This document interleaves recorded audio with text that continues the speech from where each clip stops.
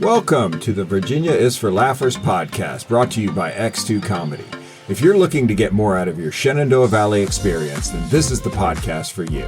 You'll meet interesting people, the comedians that perform here, and find out more about what you can do and see. Whether you live here or plan to visit, listen to explore what helps make up our unique slice of heaven. Now here's your host, Dawn Davis Womack. Hello, Laughers. I'm pumped to introduce you to Kevin Gibson from Virginia Momentum. Virginia Momentum is a social enterprise created by two buddies who share a bond over energizing the community for good. They create fun, active, community-focused events for people of all skill levels and backgrounds. Originated in Harrisonburg and now also extending beyond the valley, some of their popular events include Blacksburg Turkey Trot, Growler Team Relay, Rocktown Turkey Trot, Run Sweat and Beers, Run the Runway, Valley Fourth Run, and Valley Vines Twilight 5K. They make people feel welcome at their events and created a sense of community around being active. Welcome to the show, Kevin. It's great to have you on today.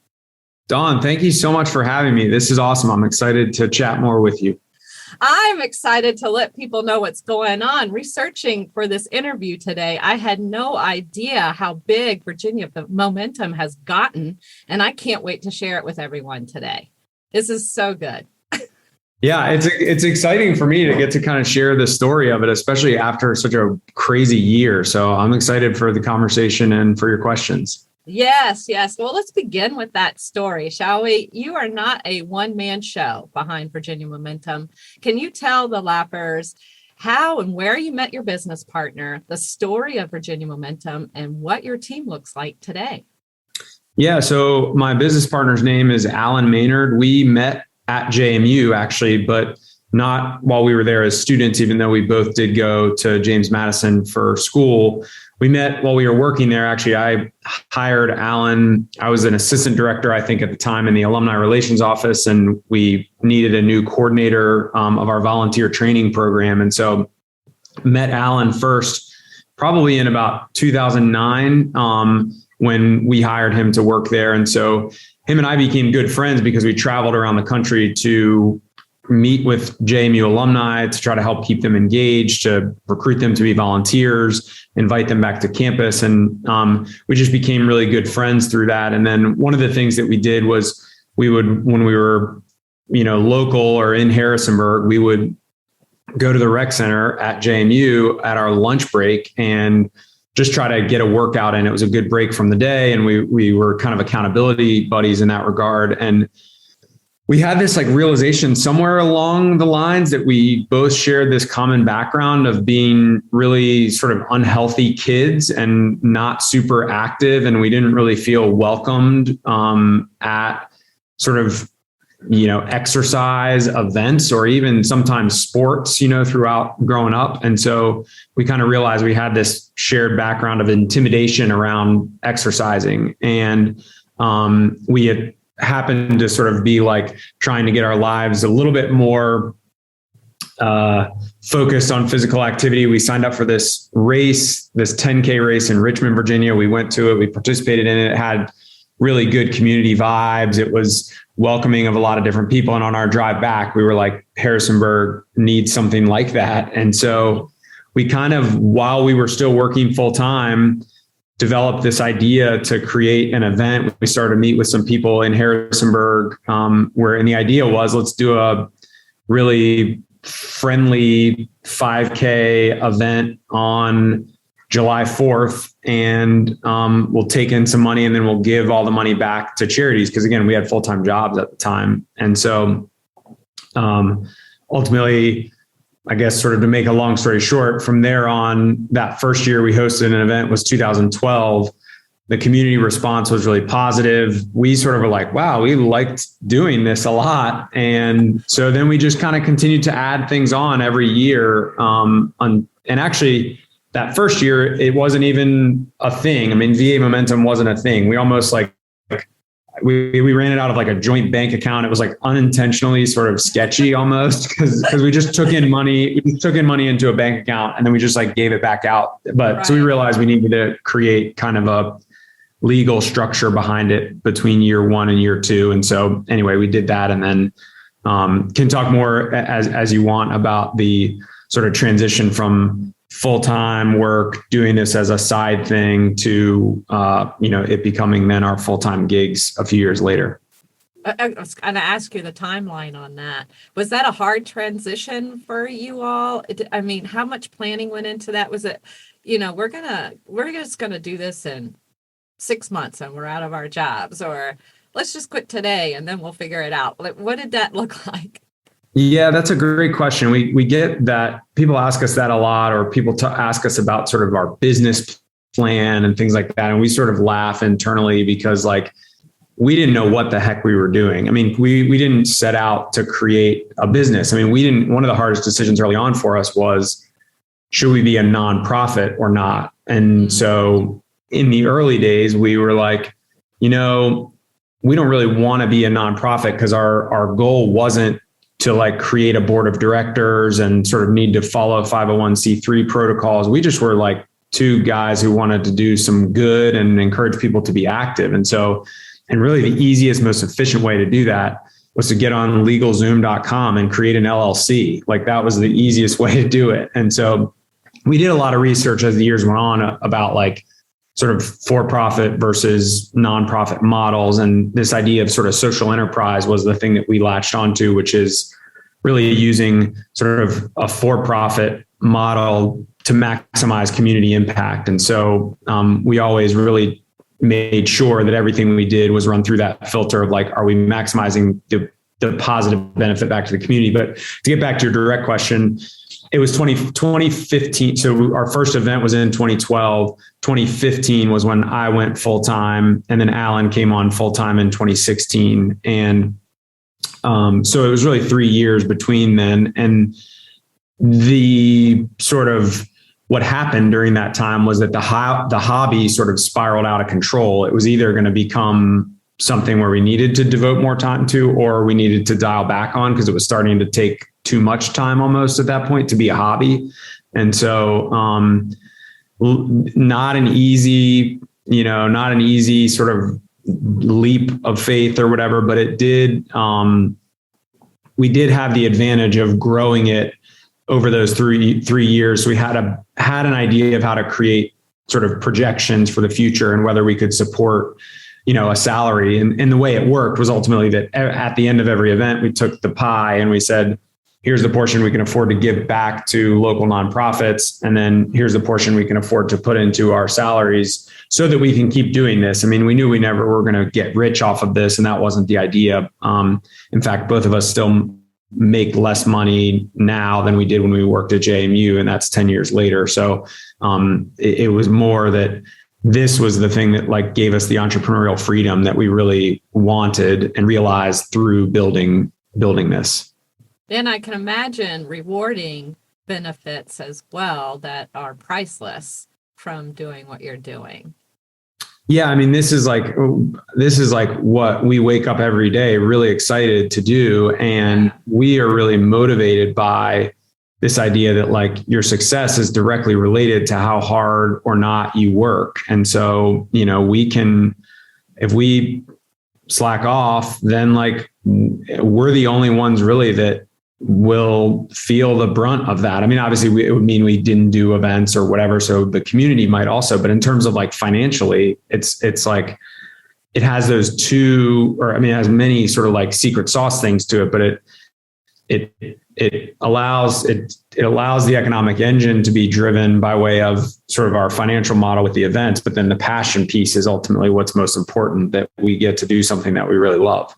Which I imagine the passion piece also fuels the work ethic, though. Yeah, exactly. Yeah.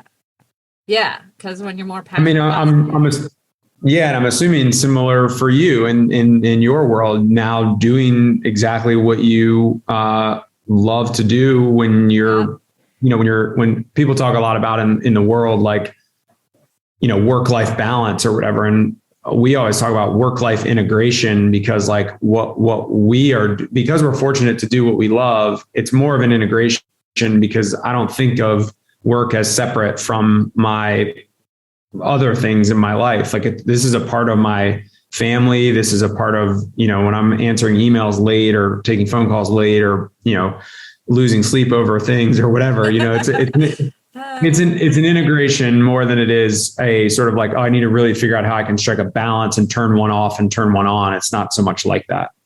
I like how you said that, because I view the work I do. I love making people laugh and creating events that make people laugh. And I feel like it's just an extension of who I am. And that's exactly what I feel like you're saying is an extension of what you and your partner are all about. So that's speaking of that, it's really now beyond you and your partner. I noticed that you offer internships, and I know that both your wives are very supportive and involved. So what does your team look like today? It was just you two to start. What's it look like now? Yeah. So we have been very fortunate over the years to we've been invited to present in a lot of classes at JMU, specifically within their kinesiology department. And so we've had a steady flow of interns from JMU, which has been absolutely critical to us, and have had some of those people who stay on long-term, whether it be as part-time employees or just as volunteers. We have a couple of other part-time folks that do help us out on the social media front with some of our creative stuff there. And then also kind of on the design side, we hire some folks to help us with some of our logos or designing t-shirts or different things like that. Me and Alan are still the only full-time people. We at one point had hired another full-time person and ultimately just wasn't a good fit in the end. And we actually learned a lot through that about sort of what we were ready for and what we weren't ready for. And back to the sort of passion piece, it's kind of interesting. That was one of our biggest kind of growing pains times, I think, because we realized how hard it was to involve someone else in such a like high risk financial component of the business, meaning when that piece about sort of how hard you're working being a direct result to sort of like whether or not you pay your bills, it was really hard to sort of like have someone else involved that, you were analyzing, is this directly correlating to us making more money to be able to support more salaries? And ultimately, I think it was on us that we messed up. I don't think we were ready to hire a full-time person and manage that part of the situation. So anyway, I think when you ask that question about what the makeup of the team is, I think there was a time where we thought we would have maybe a lot more full-time staff, but we've struggled with sort of how to make that work, and part-time has worked out well for us so far to fill kind of the needs that we have at this point. And by the way, we're still great relationship with the person who we hired, who it didn't work out. And she took the high road of all high roads that I've ever experienced and was really gracious towards us, but it just wasn't a high point of our past. Well, yeah, but you learned a lot from it and grew from it. And that's all we can really ask for in life. It's this, it's a human suffering experience to be here. It comes with its highs and its lows naturally. And when the lows come, if we can walk away with some great lessons and be better for it, then it's served its purpose and we all are better for it. I like your Freudian slip there of adding humor in there, though. That was like that was actually probably the most important in the end. Exactly. Most important in the end. Yeah, this is really exciting what you guys are doing. Your mission is the energizing of the community for good. And one of the ways you do that, a fun way you do that, is providing value adds for the race participants. Some fun ones are the pumpkin pie station along the turkey trot course and the inflatable slip and slide at the Valley Fourth Run. Okay, who is the brainchild or brainchildren behind coming up with these fabulous ideas? I mean, what have been some of your favorites?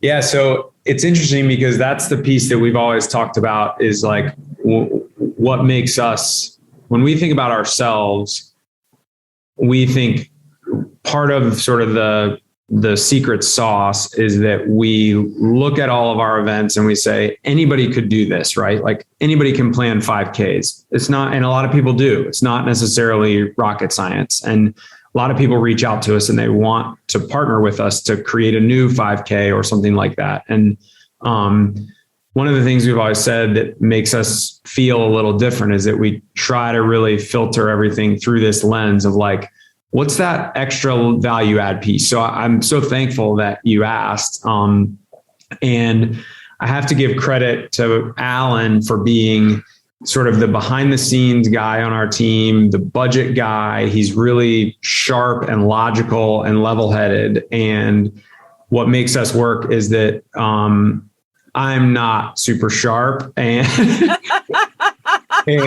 come on. No, I mean, so to answer your question about who comes up with those ideas, like I'm the dreamer of the group. I'm the one who kind of says, hey, what if we, and you asked about a personal favorite, we pardon a live turkey at our turkey trot in Harrisonburg. And this was just an idea that I had. So the mayor comes and we bring a live turkey into the middle of the city at this event. We're not even sure if that's legal or not. Like legitimately not sure if it's legal still. I think they say ask for permission later or something like that. That's our second mission statement is asking for forgiveness. But that's it. So, but those are the kind of things that like, I'll have some idea like that and be like, it'd be really cool. And I bet kids would get a kick out of on Thanksgiving morning would be seeing like the mayor pardon a live turkey, or, we're going to have a water station at the turkey trot, but we should give out little pieces of pumpkin pie also. Like who doesn't want a little piece of pumpkin pie? And so it's Thanksgiving. I mean, come on.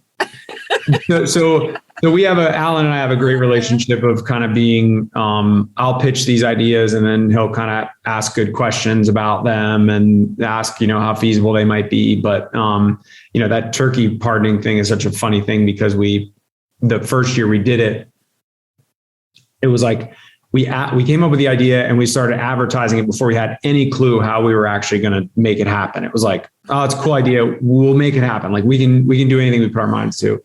Came like a few weeks before the turkey trot. We didn't know where we were getting a turkey from. We didn't know I don't know how turkeys behave. Like I don't come from a farm background. I grew up in Virginia Beach. Like I'm a city kid. Anyway, we ended up buying a turkey on Craigslist and for real? Yeah. We drove out to this person's house and they had, because like our thinking, so this is like, back to me saying I'm not sharp. Like my thinking was like, we live in the turkey capital of the East Coast. Like we can get a turkey anytime we want. Well, turns out there's like rules and regulations around like, the big places we see around here, they don't really actually own those turkeys. Those turkeys are owned by larger, organizations who they're going to sell them back to once they grow, blah, blah, blah. So like, it's not as easy to get a turkey as you would think. And so anyway, we bought this turkey on Craigslist. We went out, this guy just had like 3 or 4 of them. They were all destined for being on someone's plate on Thanksgiving. Like, that was part of the deal. And, we're like, can we buy it? Because we're going to pardon it. Like we're going to pardon it. Then you have to fast forward and think like, are we being honest about that? Like, are we actually pardoning this turkey? Like, or are we just going to like then find what are we going to do with it afterwards? Like, I can't hang on to it at my house. Like, And so what did happen to it? So that year was the first year we ended up, there's a lavender farm near here, and we got somehow linked up with the people who own the lavender farm, and they had a turkey there that had been pardoned from the White House. Oh my gosh. And so we said, how about this? We'll do you even better. We will get you another pardoned turkey, pardoned by the mayor of Harrisonburg. And so that turkey went and lived the rest of their life at a lavender farm here in town. So we legitimately did pardon that one. But anyway, that was now we just do like a borrow system. So we realize now we don't need to buy it. We just need to find somebody who we can borrow it from for like, a few hours. A few hours, and pick it up and send it back. I mean, so that's the thing is like, it's still such a, like, you think about businesses telling these stories about like crazy things that they do. And like, you know, like how people think on the, it's like the whole, like the duck analogy, right? Like it looks so peaceful on top of the water, but under the water, it's like, you know, just working so hard. So like we literally go pick these turkeys up like in a dog crate, and we like, transport them in our car. I mean, it's totally a like by the bootstraps, like, you know, make it happen. Like you just have to, how do we do it? Do you have a discussion on whose car you're going to take this time? If it's going to be Alan's, or is it going to be yours? Yeah, well, interestingly enough, yes. And thankfully both of our cars, like because of working events, we, you know, stuff is going in and out of our cars all the time. So our cars like have become company cars, and we're not worried about them being in amazing shape or anything. So hauling the turkeys is just like another thing. Our Smoothie Man's Mud Mile event that we do for kids, like, you know, we'll fill our car with hay bales and all this other stuff. So it's not too much struggle on the cars at this point. Okay. Yeah. Nothing is out of reach for you guys. Does Alan ever sit there when you come up with these ideas and just go, no? You know, that ever happened? Yeah. He's much more like tactful, like than that. And so like what he'll do is he'll ask questions that ultimately make me come to that conclusion on my own. So like, it's like, but I'll sometimes have these moments where I'm like really frustrated because I'm like, I know you're asking me questions to try to convince me that this is not a good idea. Like, don't give me, you know, like it's basically like being married. I mean, like business partnerships, like especially like 50-50 business partnerships like ours, like it's as close as it gets to marriage because of all, like communication is key, obviously, but all these little idiosyncrasies. Yeah. Like if I can tell he's asking me questions that are like, to try to convince me that an idea is a bad one, I'm like, I just start getting frustrated and defensive about it.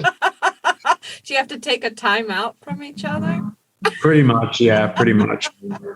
That's exciting. Well, it sounds like despite that, you guys are having a ton of fun. That's for sure.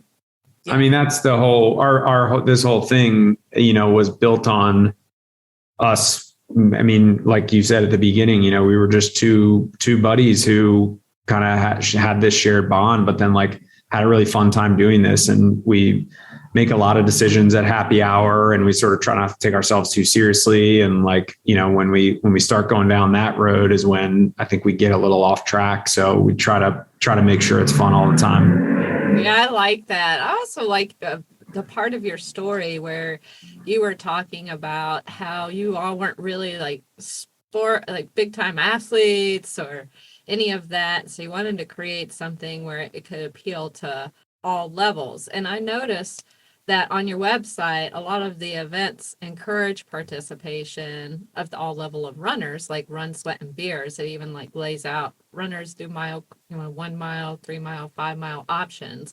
But you do welcome walkers at any of your events. Is that correct? Or what can you say about that?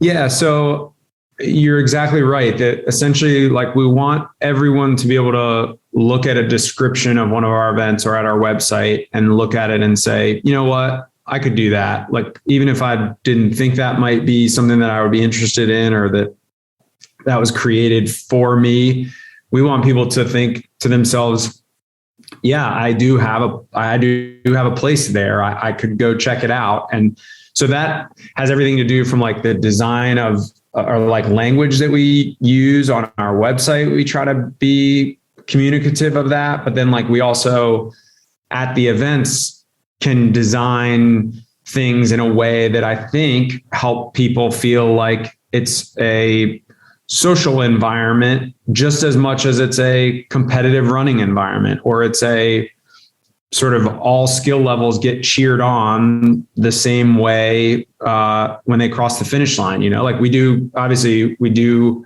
give out awards for first place, you know, finishers and those kinds of things. And so we want to support obviously the competitive folks. That's a key component of our sort of industry, for lack of a better term also. But like, we are there high-fiving and like probably almost to a fault. And we have taken heat for this before from, I think, maybe the more competitive running crowd, and it's understandable, but we've taken heat for maybe not being focused enough on the competitive side and the more intense runners, because we do try to create this environment that celebrates everyone kind of in the same way. And that is exactly, you're right. That's exactly because me and Alan didn't think this stuff was for us when we were growing up. And so if you had asked me, would I participate in a turkey trot growing up? The answer, I never did growing up. And I probably wouldn't have looked at it and said, that's for me. And so we want it to be like, man, these guys just are about building community, having fun, being welcoming and encouraging of healthy activity. And in the end, our mission statement, energizing communities for good, the idea of that word good, like, has double meaning to us. One is that we always have given back to nonprofits. Like I said before, and over the years, we've given over $123,000 to local nonprofits, which is awesome. We wanted to be able to give back more than we could personally. And so, like, there was no way Al and I in the last 10 years would have given $123,000 on our own. But then the other meaning of that word good is that, like, we also want people, like you're saying, if you come to an event and you walk that event the first time, you certainly can come back and walk again the next time. But maybe at that event, you'll realize, you know what? Like, I might be interested in running this one next time, or maybe I'll do 1 mile this time, but I'll try out the 3 mile or next time. Because again, that's how for us, it was incremental sort of growth in terms of our own journey with running or exercise in general. And so we that word good, we hope means like for good, as in like the long haul, like that you'll always look at our calendar and say, hey, there's something for me there. And maybe I'll set a goal to do the next distance the next time, or push myself the next step further. I love how you guys are creating really encourage and supportive environment for people just to get active and set goals to get more fit, really, by doing something super fun among a whole group of people. I think that's beautiful. I really like it. Thanks. Yeah. I mean, we're so lucky. Like I said, the idea that at the beginning, one of the reasons between 2012 and 2015, we had gotten to the point where we could think about doing this as a full-time job was because the community response was so positive. And so people responded and were like, hey, you should keep doing more. And then, event numbers grew. We went from, the turkey trot, the largest one we had was 1,900 participants, I think, in Harrisonburg on Thanksgiving morning. That one started at probably 750 or something like that, and so because the community responded so positively is fueled our sort of interest and ability to do this. Yeah, you really do have some very cool events. I'm familiar and have done the Rocktown Turkey Trot, and I'd like to ask you about some other events I'm not so familiar with that look super fun and interesting, like Growler Team Relay. What's that? Talk to me, Kevin. What? Yeah.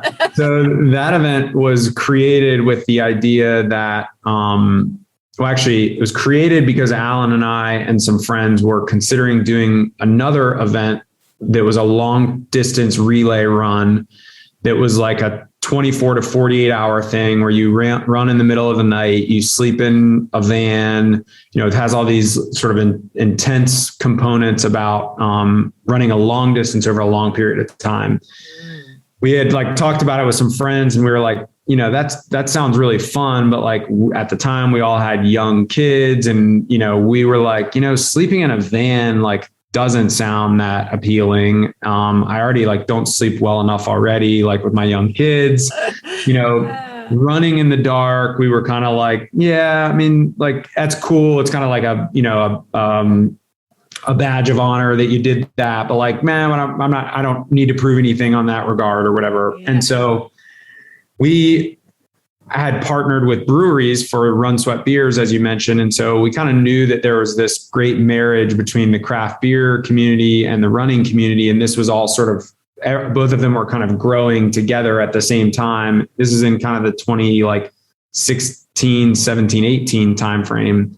And so anyway, we dreamed up the idea of the Growler Team Relay, which is sort of a spin-off of that other event that I mentioned to you before, that we were considering doing with friends, but happens basically all during daylight. So morning until afternoon. It's a long distance relay run. So anywhere between 40 miles and 70 miles, and starts at a brewery in the morning, runs to another brewery as like a halfway point turnaround that maybe is, let's just call it 20 miles away, and then runs back to the starting point brewery for the finish line.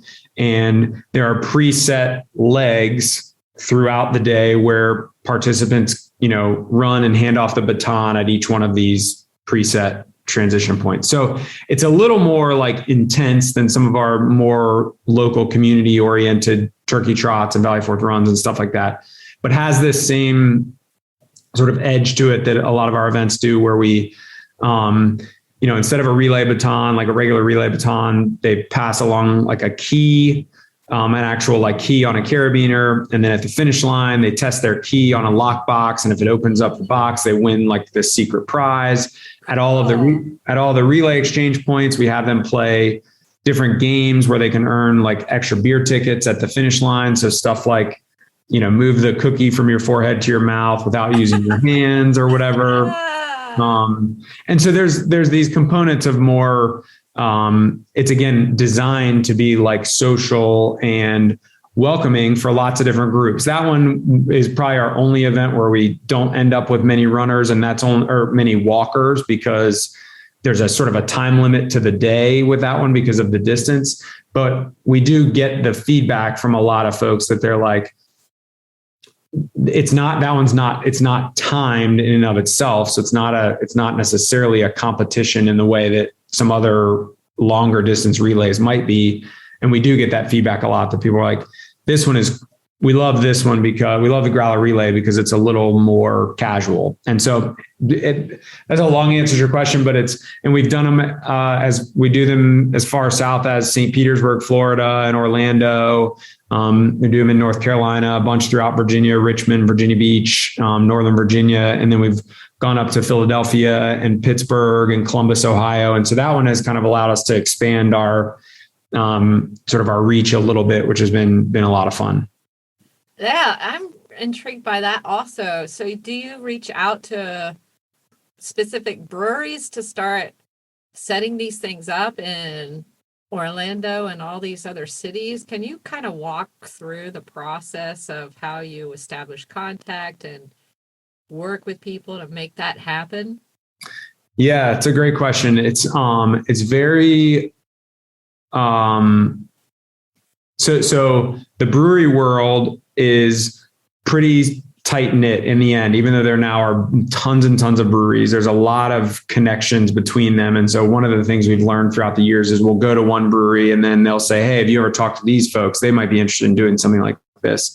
A lot of our starting point is based on finding routes that are safe and good for the relay. So we've kind of dialed in on these communities that have really good trail systems. And so I see. A lot of the places we go, we'll research, okay, what's the trail system look like? And then are there breweries along the trail system? And then probably 60% of the time, a cold call to a brewery where you say, hey, we organize running events up and down the East Coast, and we'd love to partner with your brewery to bring a bunch of runners there. And, usually we get a response from that, and the partnerships are really strong. We'll then usually go visit the brewery, check out the running route, maybe meet with their run club. A lot of breweries have running clubs, and so we start to kind of build the audience of people kind of through the two networks, the brewery network and then the running community network. And then,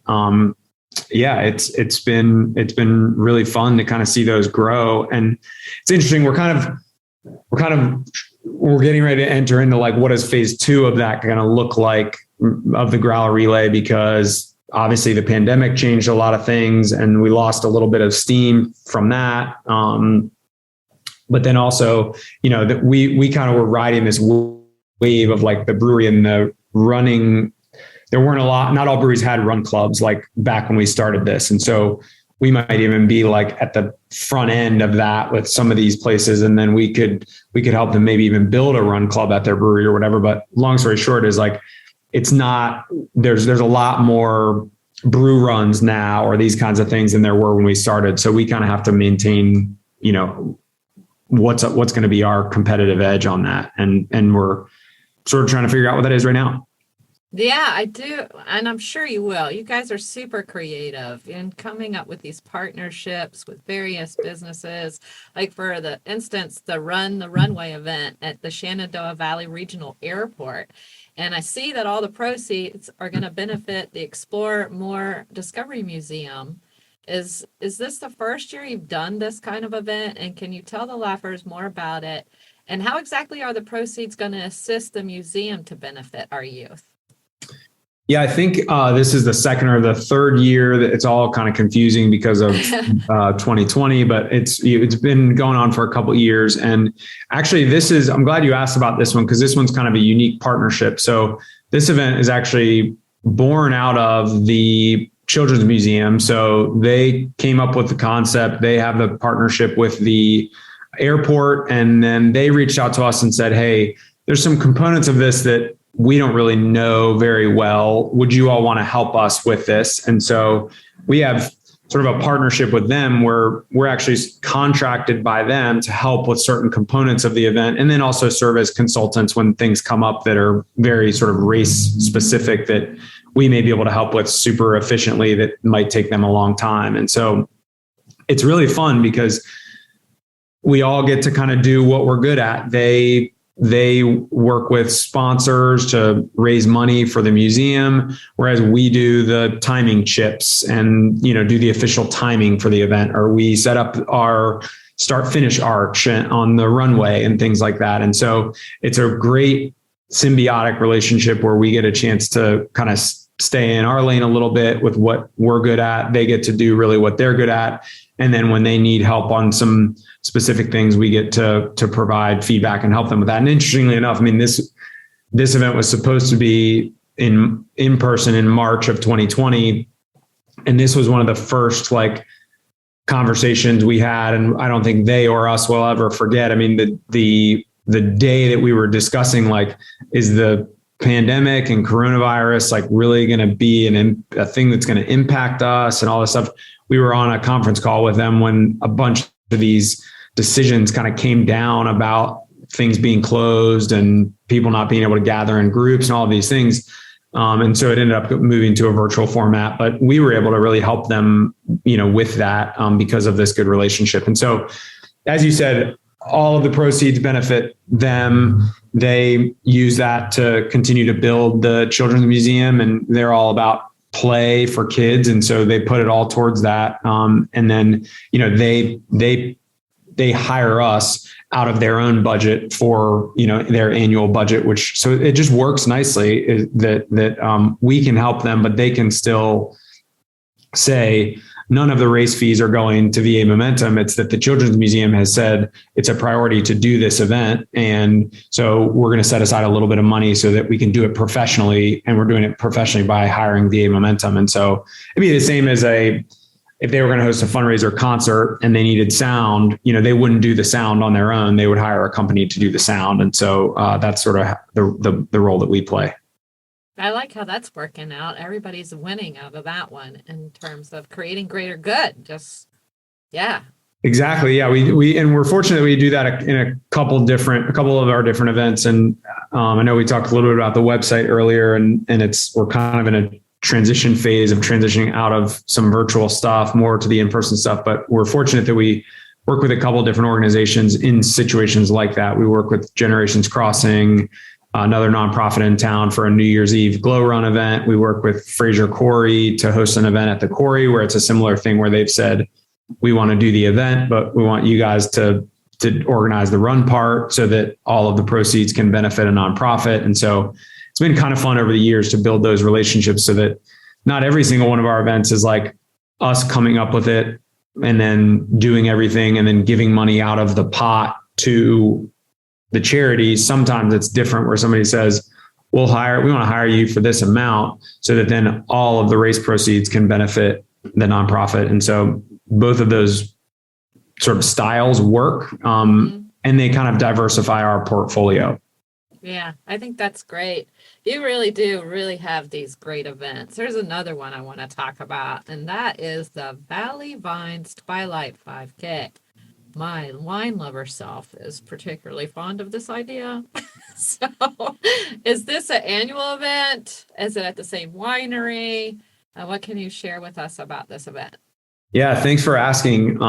It is an annual event. We do it at the same winery every year. It's at Cross Keys Vineyard. And essentially what we were looking for was a way to diversify. When we realized sort of the brewery running thing was working, we then were like, well, wineries seem like they would also be a good fit. And again, this is kind of like if you rewind back, this is before, this was happening at a lot of places. And so now you hear more about winery events or brewery running events or these kinds of things. But anyway, we approached Cross Keys about this. We were working at the time with the local Chamber of Commerce, somebody who was on the chamber board, participated in a bunch of our events and said, hey, why don't we help you connect with the vineyard? And so we went out and designed a course there. And I mean, it's awesome. This one is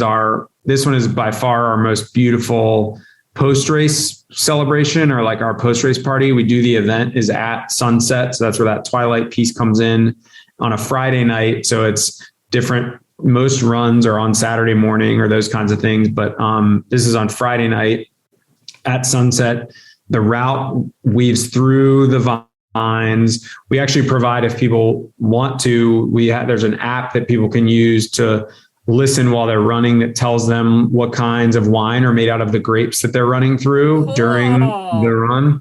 Yeah. So that's kind of fun. One year we actually tried a wine stop on the route where you could like stop and have a little taste of wine. Yeah. How'd that go? It was good. The feedback was a little bit mixed. It was kind of like, once I start having some wine, I don't really want to start running again. I'm stuck at the start line with the wine. Exactly.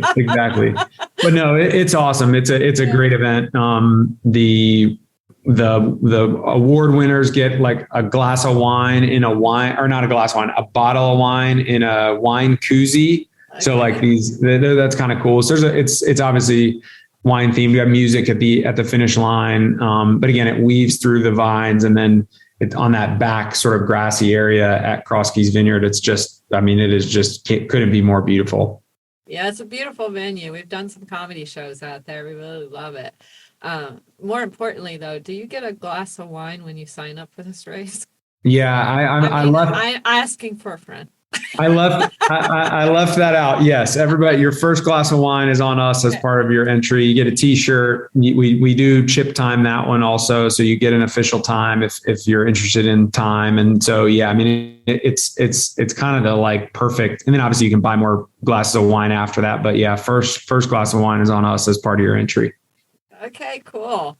Now here's the next question. This is an event I haven't done yet, mainly because it looks a bit intimidating, if I may be honest. But perhaps this combo might change my mind. I'm not promising anything, Kevin. But it's the annual Pound the Peak event at Massanutten Resort. It's certainly not Mount Everest, but it's a 2.1 mile uphill walk-run adventure, which is not nothing. So how do you get the people off the mountain? And what would you say to someone who has never done it before that would encourage them to give it a try? I'll start with the ride down, the how you get down. So okay. Ski lifts are how you get down, actually. So the ski lifts operate during the event to bring participants back down after you finish. So it's actually, I mean, some people are like, I kind of just wanted to do that, I just wanted to ride down the mountain. because it is super. I mean, it's beautiful. That ride down is awesome on the way down from the peak. But so to answer your question, it's interesting because this event actually has the reputation for being one of the events where people who are just like you're describing yourself, who consider doing it and then sign up, that they do it and they are like, I am so glad that I did this. And it was way more sort of motivating, encouraging, and supportive of an event and an environment than I thought that it was going to be. And so we actually had, sorry, that's my calendar. Sorry about that. I'm glad you heard it too. Yeah. Don't worry about myself. Okay, go ahead. Thought the alarms were going off on the on the thing to say we're over. Kevin is talking too much. We're over our time. Okay.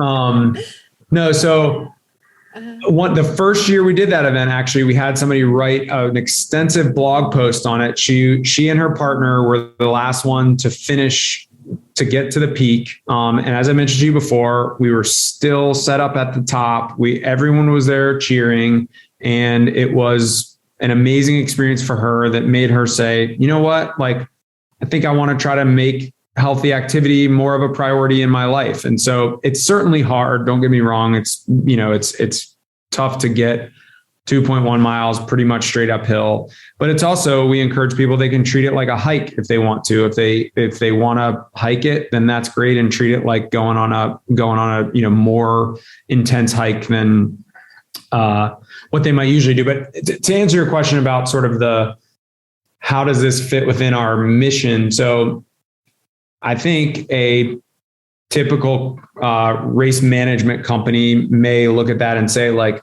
so let's race people from the bottom to the top.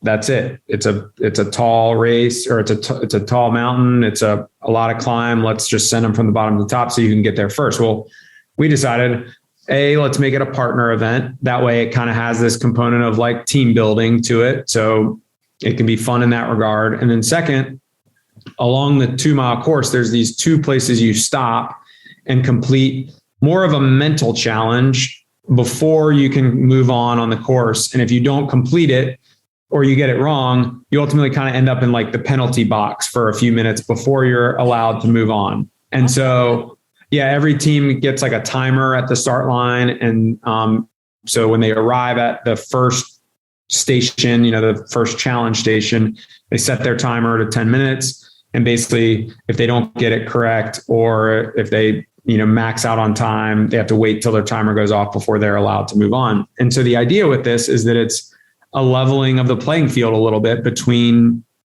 sort of, you could be the fastest person on the course, and this happens every year.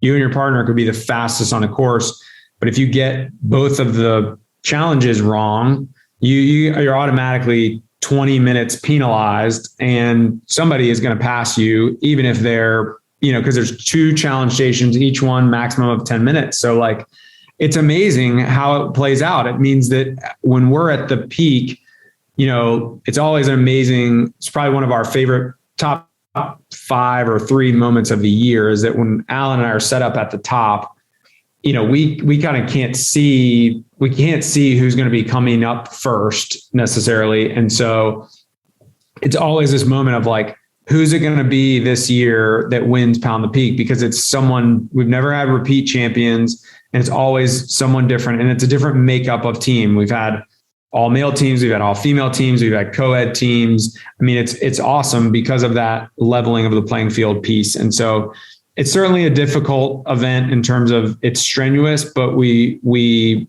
encourage people to come try it out regardless, and knowing that it's going to be strenuous, but at the same time, knowing that it's not just a race for the fastest person. It's more like the show Amazing Race or something like that, where you get a chance to do something different along the way that might give you an advantage. And so we give the people who get the challenges wrong a hard time, because they're like, because they, a lot of times it's the fastest teams who struggle the most on the challenges. And so then it's just funny because they know what they're getting themselves into. But then when they struggle there, we're like, man, yep, exactly.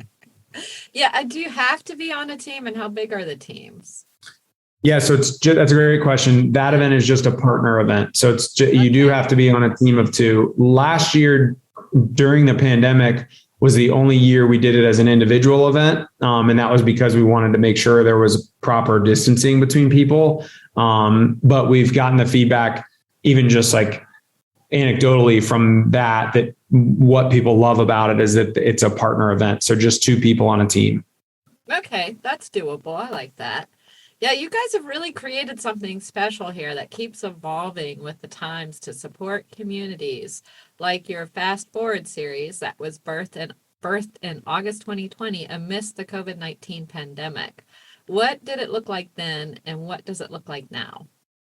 This is a good question, and probably the hardest one to answer, I think, and I'll try to be brief. The Forward series was created when we realized that during the pandemic, people were still yearning to be a part of something. And so we were pretty worried at the beginning of the pandemic that like this whole dream might be over, because our business is built on bringing people together in person in as large a groups as possible.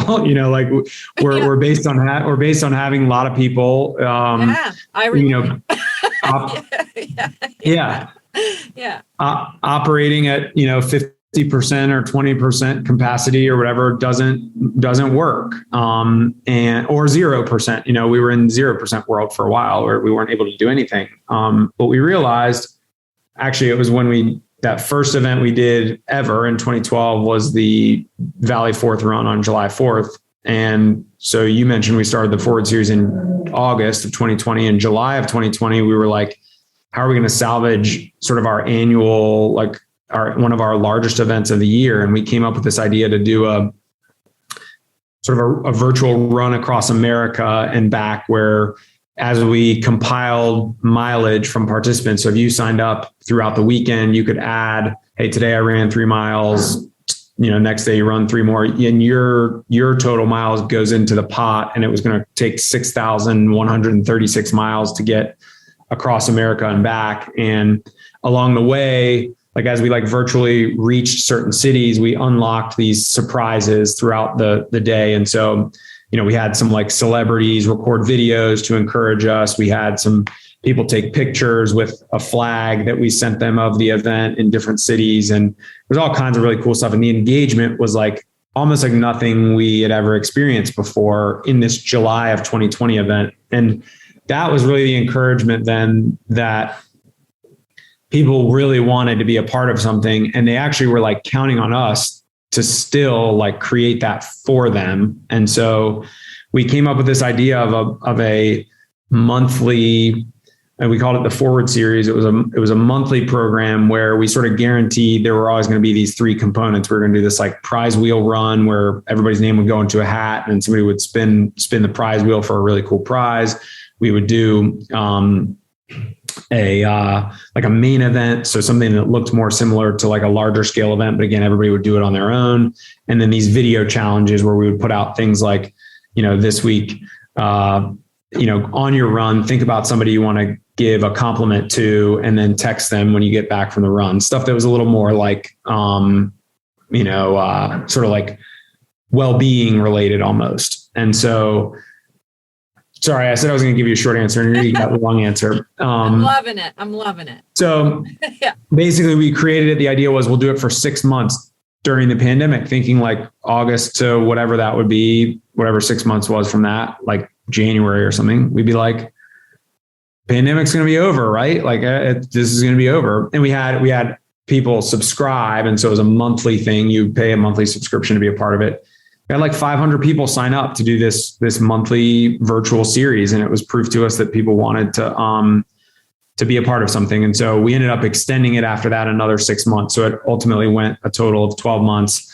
We ended it in, I guess we ended it in maybe July of this year, I think was the last one we did, because we were starting to phase back in-person events. And the virtual series was sort of created to be a virtual series and didn't so much work as well as an in-person series. So long story short, we did it for 12 months. It was incredible. And it was something that made us feel like we had a purpose. I always told people, I was thank you so much for participating in this, because you don't realize, like, you're saying thank you to me for encouraging you to like continue to be active during the pandemic. But what I'm saying to you is like, thank you for giving us a purpose, like, because we otherwise didn't know what we were going to do. And so it was incredible. And I think now, to answer your question about kind of how we're still really trying to figure things out, like what things look like moving forward. It's obviously still a gray area. And by the time this goes, or airs, who knows, maybe things will be different in another way. And that's what's really hard right now is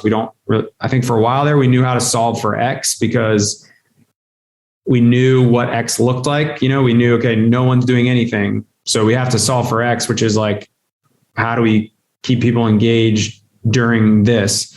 Now, what X is such a moving target, like, and numbers in person aren't quite back to what they were.